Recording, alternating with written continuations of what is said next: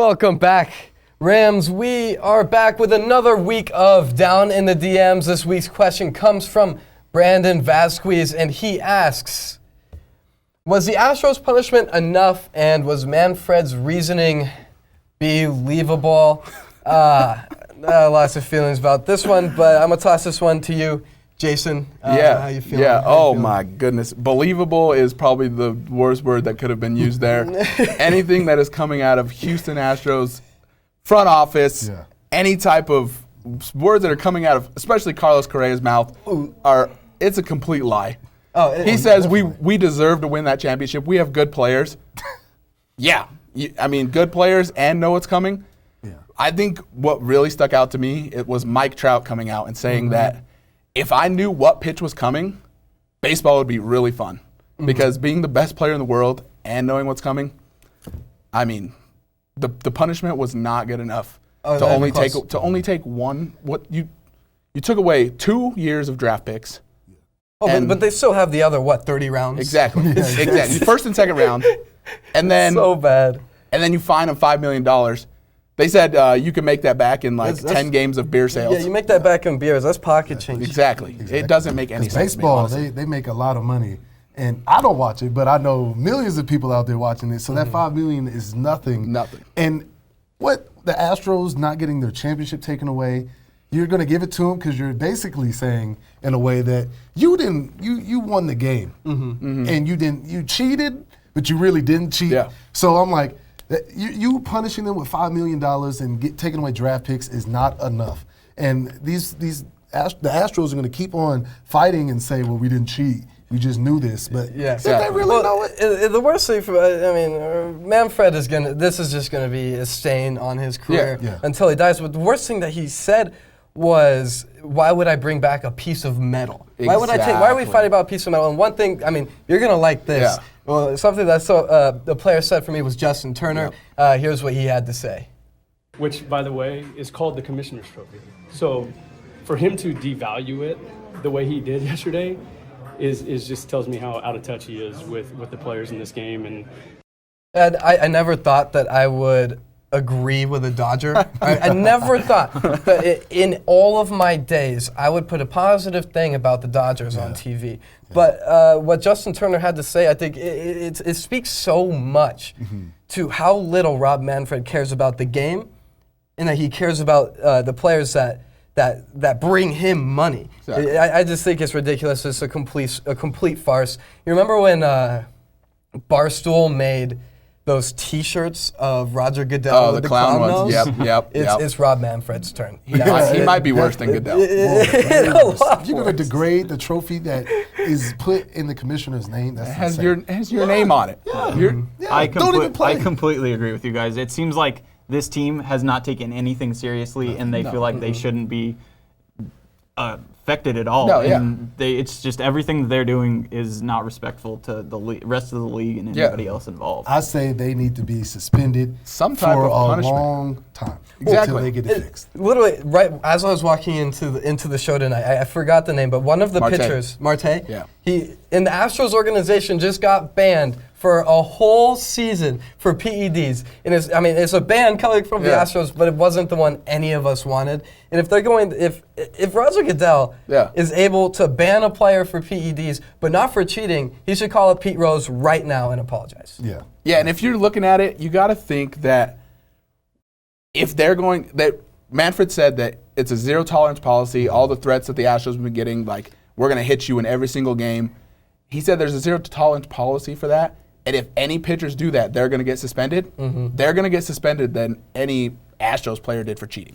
Wow. And it's just completely absurd. And one final thing, I'm sorry, forgot about this point. Go ahead. But Manchester City, English Premier League, they just got banned for 2 full seasons from the English Premier League for financial problems, they cheated in their finances. And they got banned from their whole league for 2 years. Rob Manfred, take a note. Let's move on. Wow. We can all just agree that we all hate the Astros. Yeah. And for our second Down in the DMs question, this one comes from @TenorGettle. And he asked, should the XFL winners replace the NFL's worst team? Hunter, let us know what you think. Let us know what you think. I have been a fan of the XFL, but there is a reason that these players are in the XFL and not the NFL. And they should not be replacing any team because the good enough players that are in this league are going to get moved up to the NFL because these NFL teams are going to want to pick them up. Exactly. I think it would be fun. I think so too. It would be really fun. I mean, I just talked about the EPL. The EPL does this, and it's created a strong soccer culture, and I think it could create an even stronger football culture. And honestly, if the XFL wants to have any type of secure future, they'll partner with the NFL like this. Yeah. And I think that's the best way to do it. Yeah, the top team in the XFL and the bottom team in the NFL will just keep going back and forth, but it could create a lot of openings. Yeah, look at this. The Defenders right now are 2-0, and the Bengals were what? Did they win a game? They won one. They won one. That's not good enough for me, in my opinion. You're going to be in the league, at least do something to at least win 2 or 3. Yeah. So I think it would be a good idea.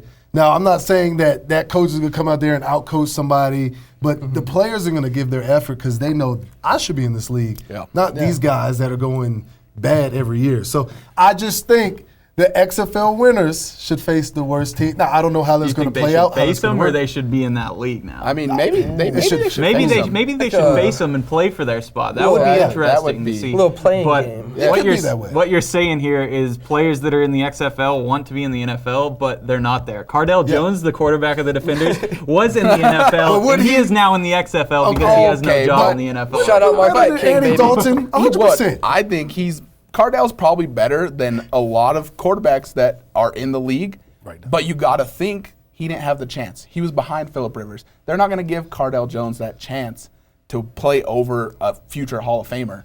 Yeah. He wasn't with the Chargers his whole career, though. But he's been behind better quarterbacks than him.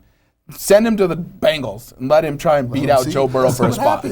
But I'm just thinking it would be beneficial to put something out there like this out there just so it stops teams from tanking. Because that kind of ruins the game. It seems like teams want to go, as soon as you go on a losing streak, they start tanking games just to get the better draft pick. Exactly. Or even start doing something like the NBA and doing a lottery pick for the bottom 5. And look, I know I'm wrong here, but this would bring in more money. It would. And even the XFL would gain more fans for that. Don't you think? Nothing wrong with money. Nothing wrong with money. Whatever bad thing happened with sports and money, right? Nothing.